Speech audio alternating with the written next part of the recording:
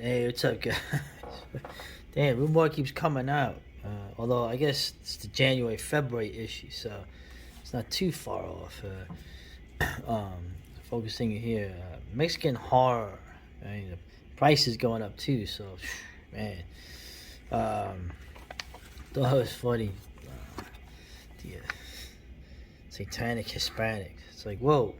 It's a little it sounds like it could be a little offensive. Then I go to the editorial.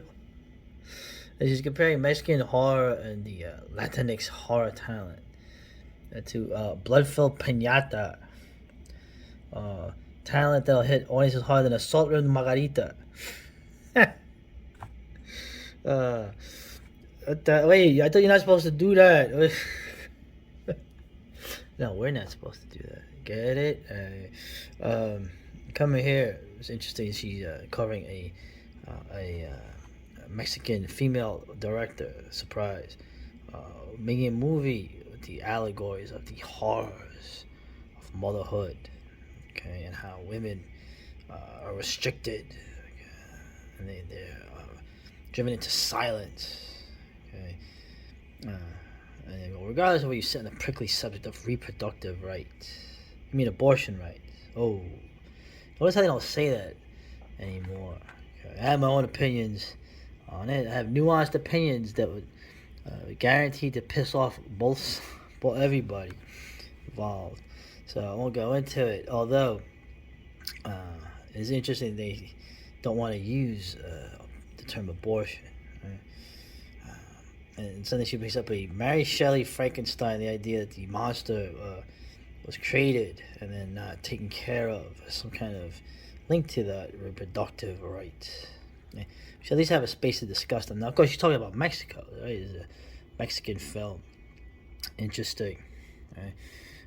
But of course, the masses of Mexicans understand that their strength is in La Raza, right? And that you survive, you thrive, and you dominate. Okay, even though you're doing in the end, in their case, they're doing it at the benefit of elites on both sides of the border. But regardless, they understand that, yeah, women should have children. Mm, interesting. These pleas of humanism for the values represented by the state-funded government in Canada, they always lead to that. They always lead to less of a population, but which population? Uh, and in terms of reproductive rights, well, uh, what's going on in Canada lately with the euthanasia? Some really chilling stories coming out of there. Rue Morgue deal with that subject, or will they deal with it in the way you should towards something like that?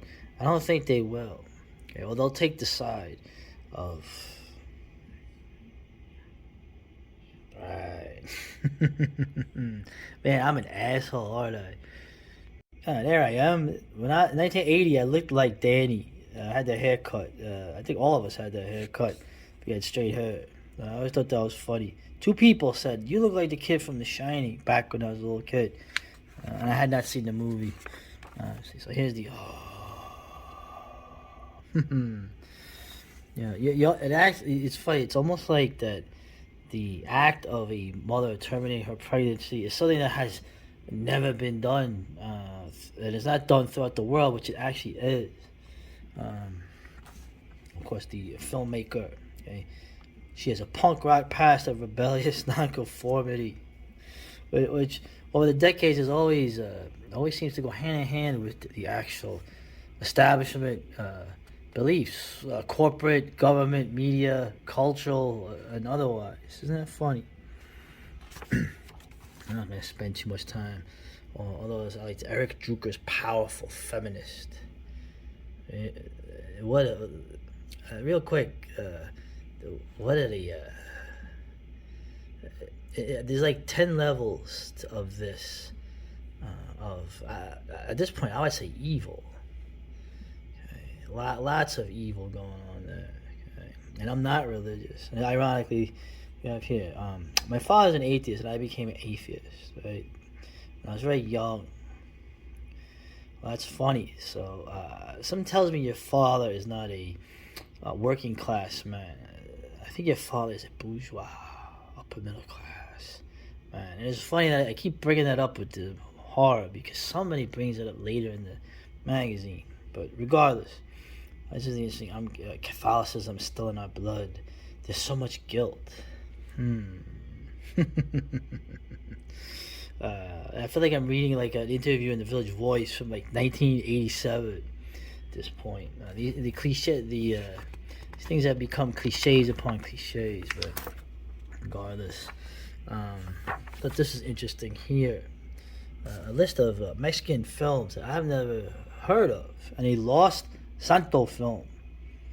Oh, that was discovered. So this was, once again, you're like, why? Well, first of all, I'm having fun. I'm having lots of fun skewering these things in this. Trying to come at it from slightly different angles than most people would, but there is always something new. Okay, like I had mentioned with the Dark Side when they had that filmmaker in it. When you find out stuff that I've never heard of, movies I've never heard of, it was useful. In the end, the magazine has more than paid for itself, both in content creation and actual information. Right, so, anyway, here we go. All right, the awesome Weird Tales. 100 years of Weird Tales. Talking about Weird Tales magazine, 1923 started. So it's 100 years ago.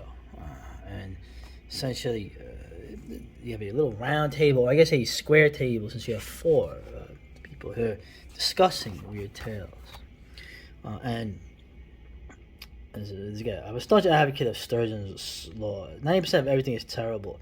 I actually don't. My negative, melancholic, misanthropic ass. I actually don't even think that number is. I don't think 90% of everything is terrible. You can believe that. But, this was a great resource for listing lots of individual stories that they thought were good, and lesser known writers, even if they had only written one story that they thought was worth it. It's good. This is a great listing of lesser known Weird Tale stories. So I kind of appreciated that a lot. This not so much. There should have been more on the artists, but there was only one page, and the cover. Also, there was art inside Weird Tales. It wasn't just the covers. Hey, so like this guy, I've seen this guy's art. I think I've seen him on comics as well, but I don't know the name of it, and I'd like to see an article about that at some point. But hey, and rounding out here, the Weird Tales type of stories are entirely a thing of the past. Right? Now, in some ways, the real Weird Tales they're of their time. Right? It's the end of the 19th century, the beginning of the 20th century. It's that time period where I feel the Weird Tales, right, really belong. Okay, as Joshi says here, except as an exercise in nostalgia. Now, he does something weird here, though. Always trying to figure him out sometimes. Such a story featuring generally wooden characters, stereotyped scenarios, and relatively simple and straightforward prose style would have little resonance today, where readers have far different expectations for weird literature. What the hell does that mean? Is he being sarcastic? I guess you can't figure it out. Generally wooden characters, you mean solid characters. Stereotype scenarios, you mean scenarios that are recurring because they happen in parallel real life. Relatively simple, straightforward prose style. I don't know with Joshi sometimes. I really don't. The lessons of Weird Tales writing can still be learned if properly adapted to today's very different intellectual and social climate. Now, I think I know what he means, but properly adapted. Hey, that's open to interpretation. It's elbow room for, I don't know, people like Biz Archives to get in there, okay, and do stuff there. Oh, you spit. I thought he was spitting. It's just a scratch. But it's funny. I'm reading this and look, I thought he was spitting. I got mad for a second. So, oh, there's a little bit of here. Like they're gonna luxury special editions of horror classic, monumental 700-page anthology, best of weird tales. But one other criterion is avoidance of the overt. Just take it for granted in the 20s. Arthur J. Burke's series of stories set in Haiti, popular in the day but not reprintable now. I guess interesting. So, but I just thought it was interesting. You should put it all in there, right? You could put annotations, right? Actually, nah. Oh boy, careful. Here we go.